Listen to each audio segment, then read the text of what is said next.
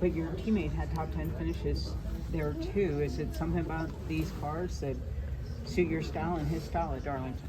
Yeah, we put together 2 really good races last year there, and looking forward to going back. Love the challenge, the discipline it takes to run Darlington.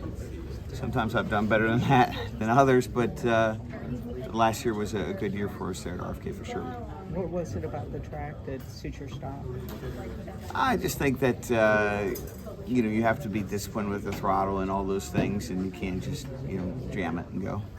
What's up today? I don't know. We just haven't had any speed in qualifying all year. It's been frustrating. Didn't think our race run was that far off, but not as fast as we wanted to be a race run, but way off in qualifying training. Is that just something are you taking something different every week, and do you? Yeah, now we're trying things. It ain't from a lack of trying. Just haven't found anything that makes any speed in qualifying.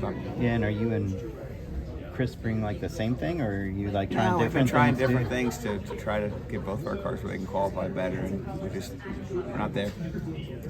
Is that exclusive to any particular track type, as you guys? No, not really. No, we haven't qualified well all year. We got to figure that out. How do you look ahead to the next few weeks here? Darlington, North Wilkesboro, obviously that one's an exhibition, but the 600 as well. What do you look most forward to either improving upon or continuing over these next 3 weeks? Well, I think here in Kansas and then the 3 weeks to follow, maybe with the exception of the All-Star race, are important weeks for us. We had good races at those tracks last year, and we scored a lot of points and contended for a win at probably all of them. And so we'll have that same expectation going back, and we'd love to capitalize on it. We've had reasonable race pace, clearly not qualifying pace, and it'd be nice to convert that into a win in one of those race tracks. Where are you guys at in terms of expansion? Because obviously there's charters to be had.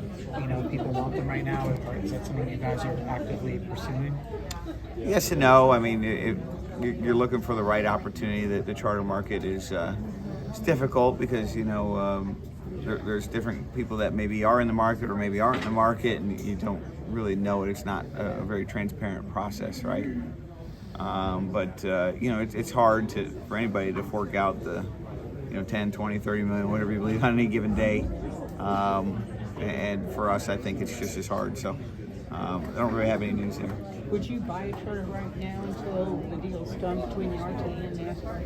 Yeah, I feel like it'll get done. It might not be a fun process, but it'll get done. How are the owners going to stay united throughout this, or are they not? I mean, it's like it. I don't know. I mean, it's just kind of a story that'll make a lot more sense when it's done, and you can armchair quarterback it, right? There's a lot of things going on right now. It's a real fluid situation. I don't know that I'd be able to make sense of it. Yeah, no, I don't know either. Well, that's the thing, is it's not a transparent process. Nothing with the charters really is. And that's not just from a NASCAR side, it's the team side, probably even more than the NASCAR side. And so you don't always know what cars everybody's playing. What have you noticed, the changes to the racetrack here since last year, the groove? No, what it's going to do? It feels pretty same with me. You think it's good, about the same as it was last year? Yes, sir.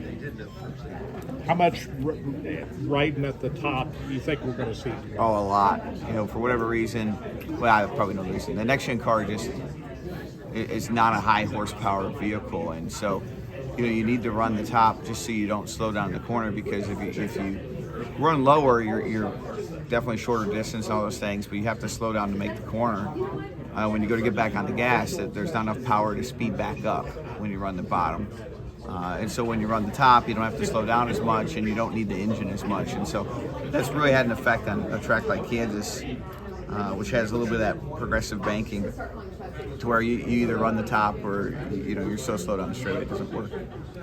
That quote you had last week about someone else driving your car, did that thing blow up like way more than you thought it would? A little bit. It's kind of a rip-off quote to Mark Donohue. He had a similar quote I read one time, and I don't know if I deserve as much credit for that as maybe a few people gave me. Okay. Thanks. This is Harrison Burton, driver the number 21. Make sure to hit that subscribe button. Also, check out one of these two videos beside me. Visit frontstretch.com for more racing content.